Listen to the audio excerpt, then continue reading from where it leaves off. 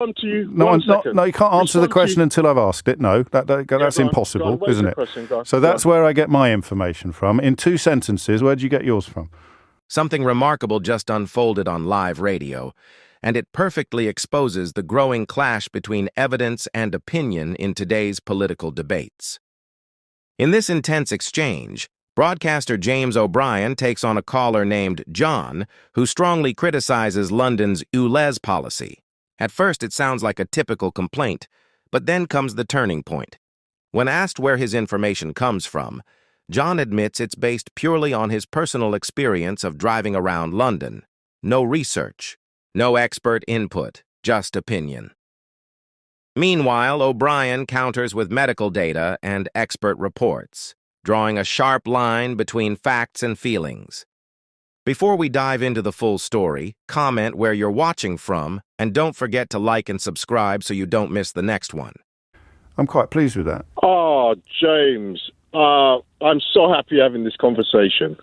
First of all, my stance on the ULEZ is totally unnecessary, and I'd love you to stop making out like it's a right-wing attitude that... I didn't. I never said that. Well, you kind of... Right, no, I didn't. I contrasted between the scientists and the doctors who say that it's necessary and the people on the MOT, who didn't. And that will clean the whole air of London with no extra charges. Do it that way. This is why I don't do ULEZ phone-ins. Sorry? This is why I don't do ULEZ phone-ins. Anyway, let me say something about Keir Starmer. All right. Keir Starmer, even though I disagree with this ULEZ thing, because... once you've got LTN... This is why I don't do them. He's off again. You just literally said you were going to talk about something interesting, and you've gone back to this again. All right, Keir Starmer, as far as I'm concerned, right, everyone thinks he's going to win. He's not going to win. Right. The guy is weak. His stance on this does not surprise me. I'm West Indian. I was brought up... But you like his stance. He's stepped back from supporting the thing that you're opposed to. No. Listen to me. I am. That's how I know what you just said. It does not surprise me. Yeah. And I tell you why. If it was someone else, they would look at the whole thing about cleaning air in London, right? Right. In a different way. It's always got to be about money. There's a different way to do it. That's a lot fairer. Let me read you something. Let me know. No, John, I have to speak now, John, because that's what people tune in for. Okay, here's a story from last month. Hundreds of doctors have urged politicians to stand firm on initiatives to tackle air pollution, warning that they see its devastating health consequences in patients on a daily basis. Air pollution is the single largest environmental risk to public health, linked to between 28,000 and 36,000 UK deaths a year. The estimated cost to the NHS and social care of air pollutants is estimated to be £1.6 billion between 2017 and 2025. So that's where I get my... Can I respond to you? No, you can't answer the question until I've asked it. No, that's impossible, isn't it? So that's where I get my information from. In 2 sentences, where do you get yours from? My information is through driving, right, and living in London. Wait a second. Right, and seeing the problem, what's happening right now. Okay. Right? Yeah. Right now. So you get your information. Wait a second. No, you keep saying, wait a second. I've listened to you talk a lot, and you haven't said anything remotely interesting yet. Because you have a thing called LTNs. Oh, he's done it again. James? So where do you get your information from about the medical establishment's approach to clean air legislation? Where do you go for your information, mate?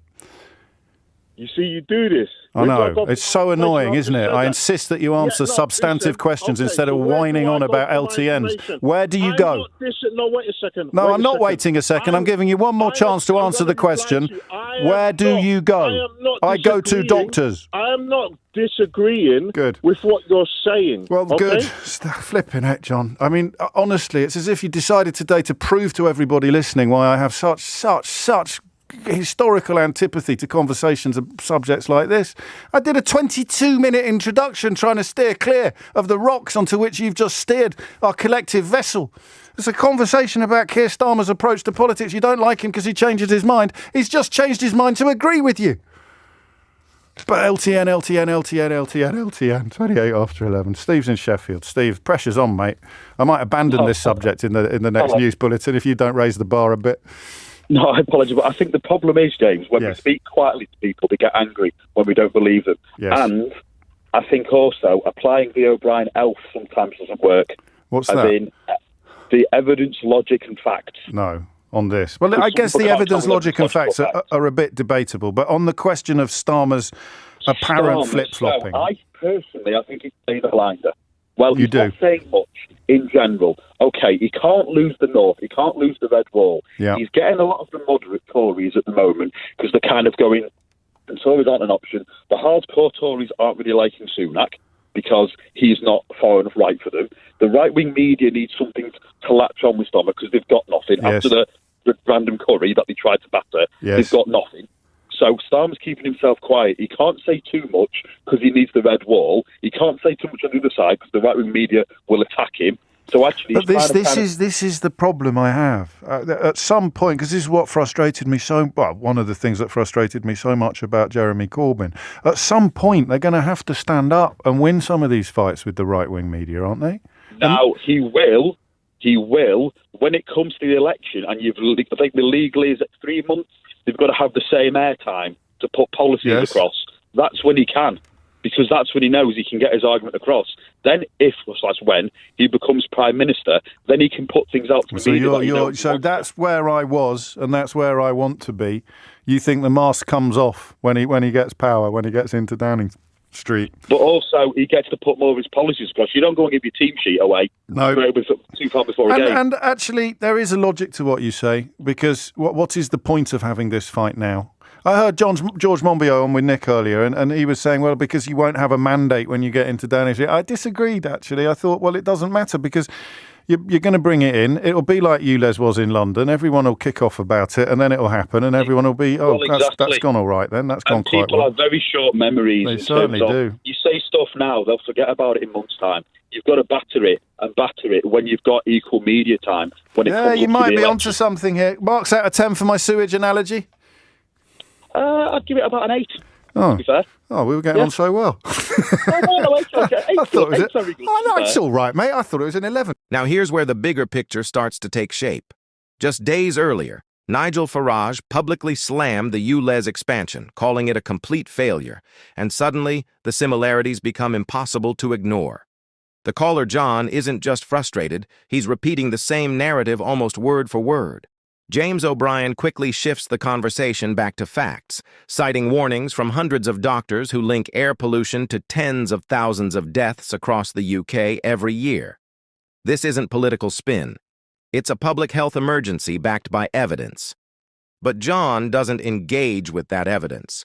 Instead, he pivots to personal grievances, complaints about LTNs, fairness, and everyday inconvenience. And that's the real story here. A debate that moves away from facts and into emotion. The conversation then briefly touches on Keir Starmer, with accusations that he's weak or inconsistent. But there's an irony. His shift in position actually aligns with what critics like John claim to support. In the end, this wasn't just a disagreement. It was a clear example of what happens when facts meet feelings, and only one side is willing to engage with reality. Thanks for watching, and don't forget to subscribe for more Real Talks.